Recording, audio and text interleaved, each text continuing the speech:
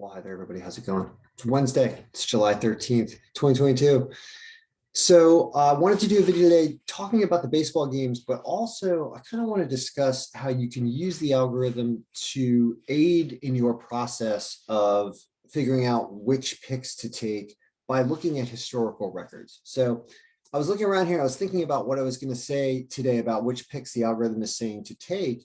And I was browsing the games and, of course, looking at underdogs. I like to judge one way of judging how the algorithm is doing against the odds makers, against just public consensus in general, has to do with how our underdogs do during, historically, how our underdogs do. If you win half of your underdog games, you're up money, assuming the line is over 100.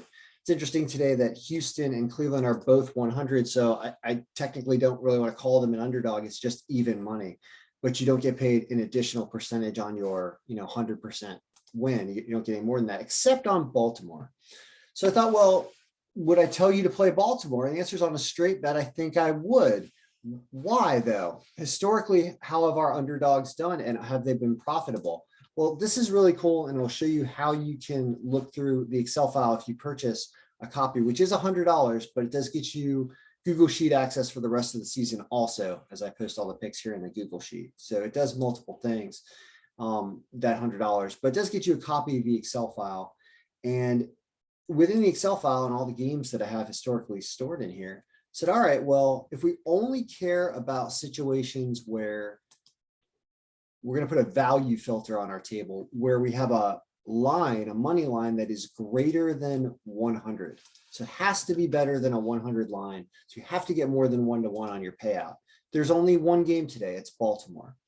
Well, what about all the other games? Well, we have this filter here. This is a pivot slicer, which has all the different dates that of recorded games for the season. You can change around. We gotta move this thing out of the way. You can change around your slicer here and move some stuff around here. You can show different days and different ways of showing this. So you can kind of look at the season as a whole, right? Shrink stuff down to make it easier to look at large swaths of data with just holding down the left click button as you hold them on the mouse. So I'm going to hold every day that's already been completed, which is, I guess, April 7th through July 12th, with some days missing because I don't think I got every single day in there. So now we're showing all the games because we put a filter on here for games that have money line over 100. We're showing all of our underdog games and just our underdog games. And another cool thing we can do is sort this instead of by margin, meaning historically when we thought this team was going to beat this team the hardest, like the Angels, we thought were really going to beat the White Sox a lot on whatever day this was, because we had them with the 25% margin. They actually lost that game. Instead of looking at it by that comparison, let's look at it by the actual payout of the money line, and let's do it descending by money line. So that's going to show us the games that paid the best and how they did. And we did lose the top 3 games there as well. However long ago these games were, I don't have the dates in here. Notice they're all away teams. That's kind of interesting. So a lot of these huge lines are teams that are away. The first time we get a home team is down here at a 145. But here's the really cool thing. Let's open up our profitability and see if this has been a profitable exercise throughout the season. First thing I see here is there's this formula right here called max profit. What the max profit is it's showing you at any point throughout the string of games as we're measuring the wins and losses, if we reached profitability, what was the greatest profitability we reached? What was it? And apparently it was about 1,265%. I think that means like if you bet $1 on every game, at some point you were up $12 overall. I think that's what that means. Let's look. There's like 10 there. Here it is. 1265. So we're profitable, not at the very beginning. You can see a small sample size. We don't get profitable until about game 10 or 11, right? Something like this. Then it goes unprofitable again for a string here, and then gets overall profitability again right about here at like game 38 or something. Then it stays profitable for a while, goes back down. Then it starts to get really profitable. So the order that we're looking at this here which has to do with money line descending, you can start to correlate, well, where was our greatest profitability? It looks like it was right around lines around 120 something. So it means that the collection of games that we played above lines 120, of which there were about 100 throughout the year, were profitable at a total ROI factor of about, this is another important number here, which is the total ROI. This is showing you overall, it's saying, all right, at this point, you bet $100 because you bet 100 games right here when you bet all the way down to this game. This Mets San Diego game was the 100th game. And you ended up with $9.65 in profit overall on your $100 wagered, if you wagered $1 per game. So that's 10% cumulative ROI. I believe that's correct, the way that calculation is working. And it's cool. We have MXP factors here too. That's kind of funny. So what's really interesting about that is you can accurately say that games above 120, if we cut it off right here, we're actually only 3% cumulative ROI on 120 games. So I can tell you, backed up by the data, that on average, you're going to make 3% net profit on a straight bet of Baltimore today in the long run, based on the season stats that we have. So that's the long end of it. When you really want to go into the data and say, you know, how does this work? Does this work well? It's nice that you can manipulate this in the pivot table and kind of get an answer fairly quickly there, so that you can confidently say, yeah, you know, in general, that will work out in the long run, at least in the 120 trials that we had so far. So today, and getting back to what we're doing here, let's go back and sort by margin again. Descending. So we know that Baltimore's an okay straight bet. All right. What else do you do on a day like this? Where else do you take what the algorithm does and try to wager extremes? Because you're looking for a drastic disparity in either team or runs or pitchers or something to take advantage of, because you're kind of, let's say you're going with the flow of what the algorithm says will happen. It doesn't happen every night. Last night, the Yankees blew it with like 2 outs in the 9th inning. I would already lost by then and didn't care, but I'm sure a lot of people cared. People who had -1.5, people had them to win. Everything just blew up in your face. It was a weird day yesterday. That will happen all the time. So what do you do here though? Well, it says, don't worry about it. Take the Yankees today. But the line is also miserable. Dodgers line not as miserable. So Dodgers to win should be on there with an MXP factor of 81. I mean, you should be taking that at -150. They are at home, so it's tough to take the -1.5, but they're away. It is okay to take the -1.5, take that back. What does it say the score of that game is? It says the score of that game is 4-0. And that Tony Gonsolin at 11-0. Wow. What on earth? That is amazing. Those are some amazing stats. Does he want to go into the All-Star break up 12-0? I think he might. Right? Somebody was talking to John Stewart. I said was, I doubt he's the John Stewart, but you never know. He was posting on talking about psychology of baseball as well. And yeah, I would imagine Tony Gonsolin wants to keep a perfect record. So even -1.5, you can see why it says they shut him down because that's the way he pitches. But the Dodgers also have a strong lineup factor. So -1.5 to get paid as possible, or -149, either one. What else? This first game of the doubleheader has Seattle with an MXP factor of 13, supposed to be Washington. It's only an 8% margin. I mean, let's look at the Google Sheet for a second, because the Google Sheet orders everything by MXP factor, a little easier to look at. And let's take a look at what it says. It says also Yankees, of course. Now, the MXP factors change a little, right? Why is that? 85, 81, 86, 79. I'm not sure why they slightly change. I don't know. I'll have to look into that. It might have to do with lineup changes or something. So the Seattle's a 22 on here, but that's the second game. First game is right here at 12. I mean, it's a tough day for team lines. As like I always mentioned it, the more I do these videos and the more I talk about it and send out the file, the more it becomes a model for odds makers for sure.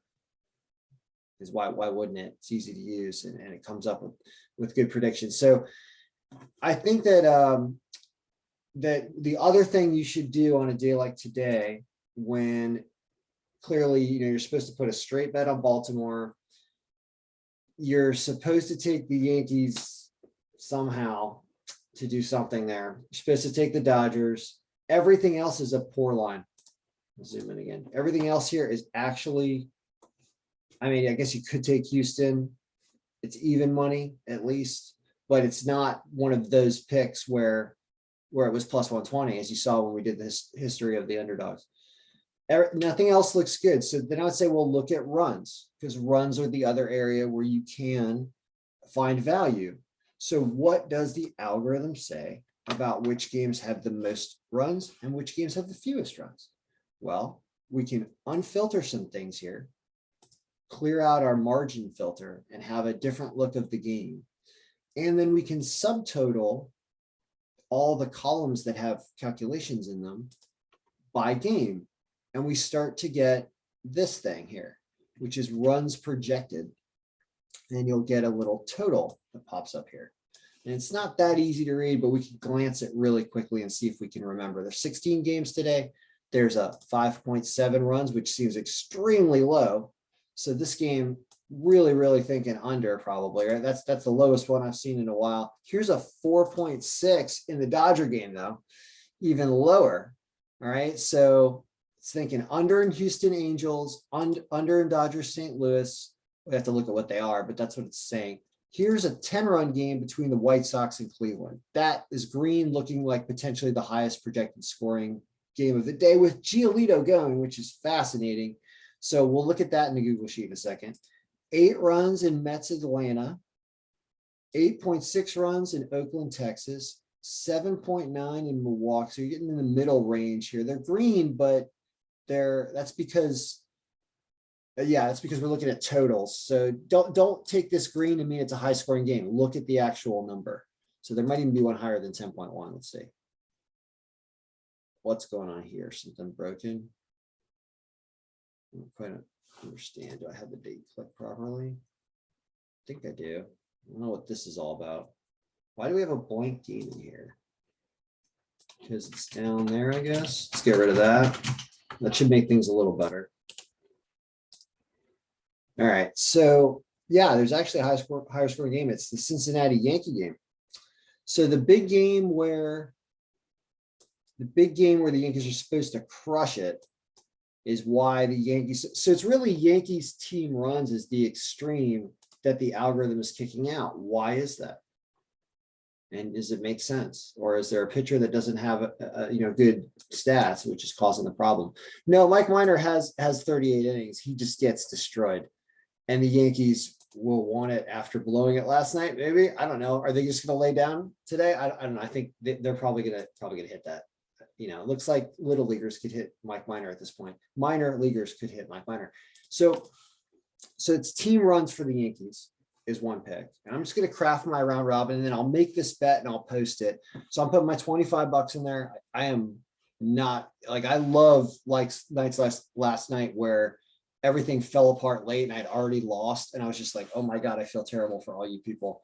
But I didn't lose my shirt. That's why I don't bet very much. You come to your own conclusions about how you want to wager. I don't get emotional anymore because why? Like I'd rather just analyze this and watch it play out like a trial and not like you're betting, you're betting your food stamp money. Like you can't do it that way. So it's like, that's why you'll find it much more enjoyable if you adopt that type of philosophy, but I'm not going to tell you. I'm not going to tell you what to do. You can do whatever you want.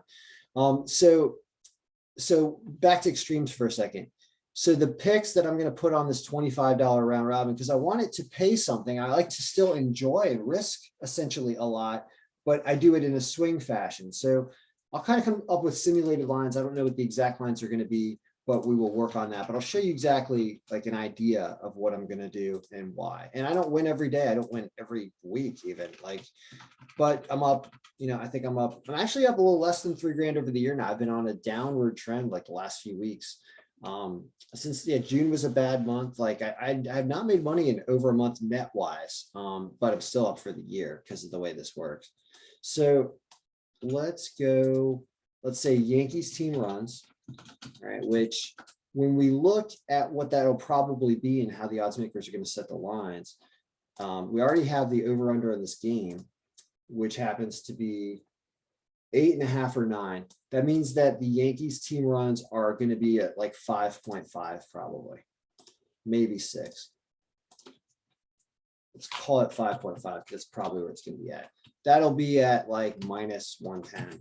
All right. But the algorithm's saying that to get any value anywhere on that game, and it's the extreme prediction of the game is the point, is which team is supposed to score the most runs.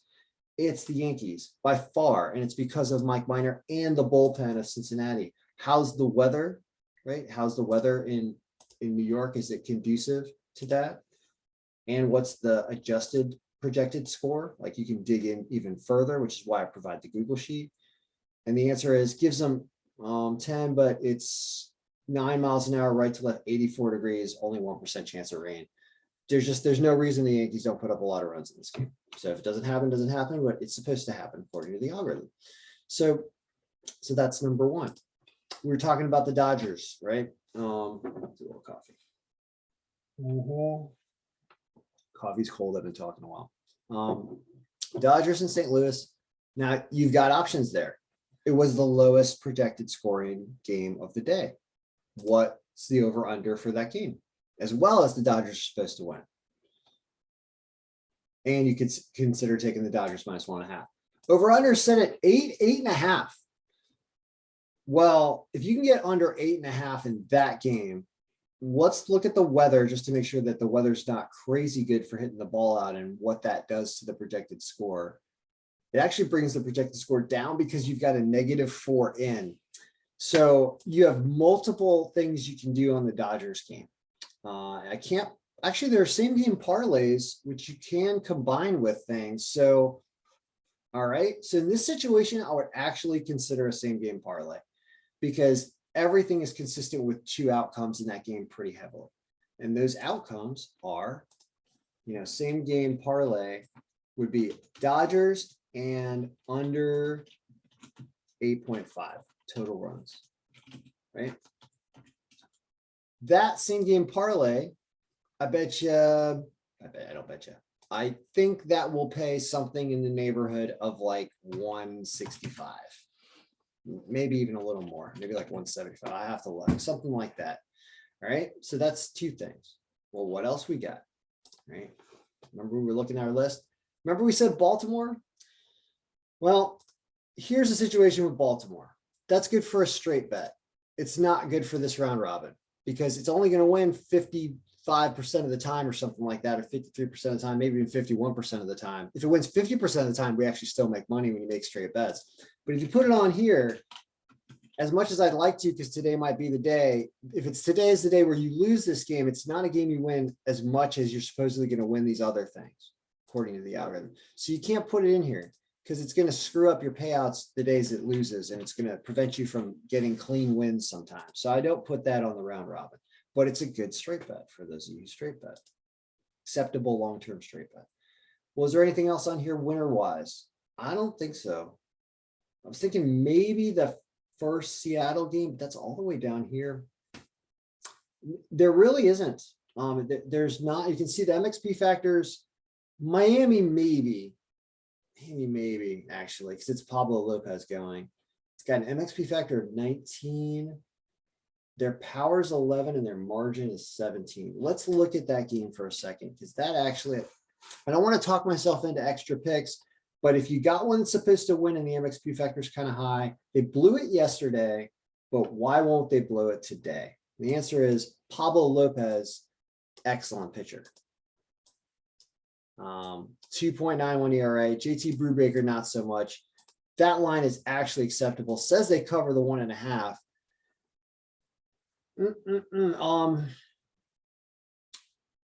minus 170 is acceptable. Your round robins, you want winners. So we'll do it. I think I'll do it because I do need some more picks, and that is supposed to be a winner there. Algorithm says so. So that's 3. What else we got? We're also talking about over-unders. This is where you get some value. Well, there was that game that had the most runs, which was 2 games had the most runs. The Yankee game, but it was all Yankee runs. All right, so we bet the Yankee runs already. And then there was this one at 10.1, this with Giolito goes surprising. So this is White Sox Cleveland. Now I think there's supposed to be some rain there. Let's look at the Google sheet and look at, here's this game, which goes 6-6. So it has them battling this out. 16% rain, only 76 degrees in Cleveland. Interesting. What is happening here? Giolito's ERA is 5 this year. Wow. And Savales is huge. Why not factor out so much though? 4% for Cleveland. Well, the over-under is set at, no, where is it? Over-under is in the Excel file. The over-under for that game is set at 8.5. Says they clear that. There, it's between a 5-5 and a 6-6 tie. So I've learned not to get too greedy in these, but it's saying that they that they get to between 10 and 12, and that the reason they get there is it's a battling tie of 5-5. So I'm okay with taking over 10.5. And over 10.5, if the over-under is set at 8.5, will be over plus 200. So let's throw that in there at a conservative estimate. This is over 10.5, Cleveland versus White Sox. It's in Cleveland. Let's call it 210.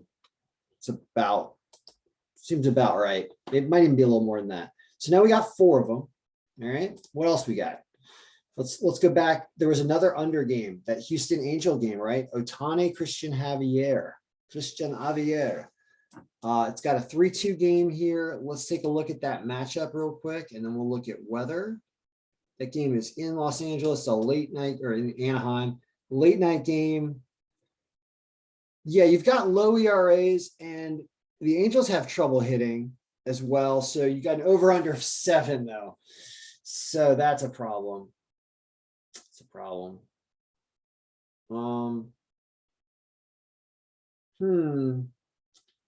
That's a tough game. That's a really tough game, actually. I'm going to lay off. It's too tough. It's too low. It's too close. You got Ohtani going. It's going to be a great game to watch and a very difficult game to wager on.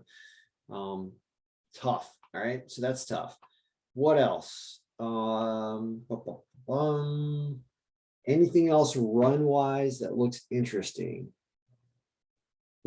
So let's glance at where over-unders are set really low or really high, and try to go the other direction. It's Pittsburgh Miami game set at 7, but that's a good pitching matchup out of Lopez. Miami's team runs, maybe. Oh yeah, that's the other way to do this. So let's put this filter back on here and show margins only greater than 0. I know it's a long video, but this is really what you need to do in order to properly handicap this stuff and make good decisions. I mean, a lot of times I'll just rush and prepare this real quick, but I'm on the road and I just glance at stuff and throw it all together, and it usually doesn't do very well. But when I'm sitting around, or if I'm live betting this while it's going on and looking at the algorithm, that's when I do the most damage. And it's the more work you put into it, the better it is. So for those of you who want to focus on it, this is the process that I think you should really extensively go through. So what about team runs? This is why I brought us here. Well, I was looking for highest and lowest team runs to see what's going on here. My red and green. We already bet the Yankees. We already did a Dodgers, a Dodgers same game parlay here. We have Miami and Pittsburgh. It says 6 runs. So this is the next highest predicted runs is out of Miami. Now, what did we just see about that Miami game? We see an over-under of 7. So the over-under is low, and Miami's supposed to get 6 runs according to this in a dome in Miami because of Brubaker. So that means Miami's team runs cannot possibly be set higher than 4.5. It's probably set at 4, right? So Miami over 4 is the play there, and you get a push if they get to 4 but don't get over 4. That is an algorithm extreme there because the game is set at 7. You might even get Miami over 3.5. I think it's going to be set at 4. So this is Miami team runs over 4. That'll be almost even money. Almost. I feel like that. Let's call it minus 110. It's probably about what it'll be. So you got 5 on here, and then I'm wondering if we're starting to exhaust what the algorithm shows as extremes for the day. I mean, let's look back at runs. Seattle against Washington runs, but there's no line. It's a second game of a doubleheader. Tommy Malone has no pitching stats. Like, just stay away from that. There's not enough good stuff there. What about this Texas John Gray against Oakland at minus 190? There's 5 runs there, 5 runs there, and there's low runs for Toronto and Philadelphia. That's interesting. What's going on there for a second? Toronto and Philadelphia has an over-under of 8 and thinks this game is 3-3 or 4-3. So it's still too close. Still too close. But let's look at this 5 here for Texas and Oakland. So the Texas and Oakland situation, they put up a bunch of runs yesterday. Oakland, I think, put up 8 runs in the top of the 12th and won 14-7. I think that's the way that went. It was like tied 5-5, 6-6, and then it was 14-7. I was like, okay. All right. I guess they ran out of pitchers. Well, here it says 8.6 runs, and there's only a 7.5 over under. Blackburn's going, who's a good pitcher. Wow, Blackburn, but don't listen to me. Don't listen to me, though. Don't listen to me. Listen to the algorithm. Algorithm says Texas wins this. Because why? Because the lineup factor for Oakland is terrible. That's what's hurting Oakland so much. So let's go look at the Google Sheet projection for the score. I saw that 7.5 is really, really, really, really low, right? Where are you getting Texas Oakland? Right here. Says this game is 5-4 in the Dome in Texas, and the over-under is set at 7.5. Thinks that, I guess, Texas won't put up the runs against Blackburn, but the algorithm says no. So I think the value here is potentially the over-under 7.5, but it's also Texas runs. Because Texas runs are going to be set at 4 there, right? But does John Gray get hit by Oakland? It says not really in the bullpen. I don't know. I can see why it's a little tougher, and I feel like I'm starting to reach now for games because saying they'll get to 5, but this over 7.5 is good. This is a dome. This is a lot. I mean, 9 over 7.5. The comparisons of overs and unders. I'm about ready to stop talking. I know it's a long video, but I'm figuring I want to show you what the wager is going to look like here at the end. So people would fast forward. Got 94-degree day here. Yeah, that's why it goes up. I love what this is doing. Look at it says the game's 5-2. No, it says it's 7-3 because it's in Colorado. It's 94 degrees. I love that. I really think that the algorithm, the Google Sheet does a good job with changing around these. Doesn't work every time, obviously, but it does do a good job. So super hot game there.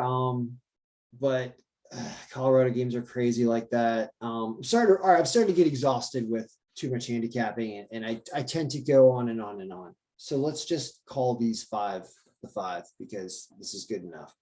So 5-team parlay. I said $25, right? There are 26 wagers. So if you called it $26, it would pay $324 if you can hit all of these. Now that's a pretty, I mean, that's a good payout for $26. Don't get me wrong, but it's not like, I don't feel like I had a great week, if I win $324 on one day. So a lot of these lines also are not great. So I kind of want to structure my round robin a little differently. And like, if I'm going to have a good day, we're going to have a good day and we're going to get paid. So the way to do that is, one, I like entering the same game parlay competition. So we put 5 on this. You can see that $5 pays $246. You've still got $20 left to distribute it. You can do like this, something like this. Here's 25 that pays almost 500. with 3s, 4s, and 5s. So you got 18-1 basically. Well, what happens if Miami doesn't get over 4 runs? Or actually, what happens if Miami pushes and gets exactly to 4 runs? Drops to 305. What happens if Miami doesn't get to then you only get 96, getting 2.8 to 1. So you really got to go 4-1 or better to make, you're going to about break even at 3-2. And I think you should at 3-2 with games like this. You should about break even, and 4-1, 5-0. You have your big days. So this is what I'll do. I'll do exactly this, and I'll tell you what these lines are, and I'll post it here in the Google Sheet when I get the bet up, unless something changes. But whatever I do, if it's slightly different than this, I'll post it. But this is what I'm. Oh, wait a minute. We can't do this. We can't do both of these. We have to be a same game parlay. So we need to do a same game parlay, Miami, and I don't even know if Miami team runs as part of it. Honestly, see, this is where I get into trouble. I'm going to talk forever. I know you guys don't want me to talk forever. This is the basic idea. That's how you handicap. That's how you look through the sheet. Good luck. May all your picks be winning.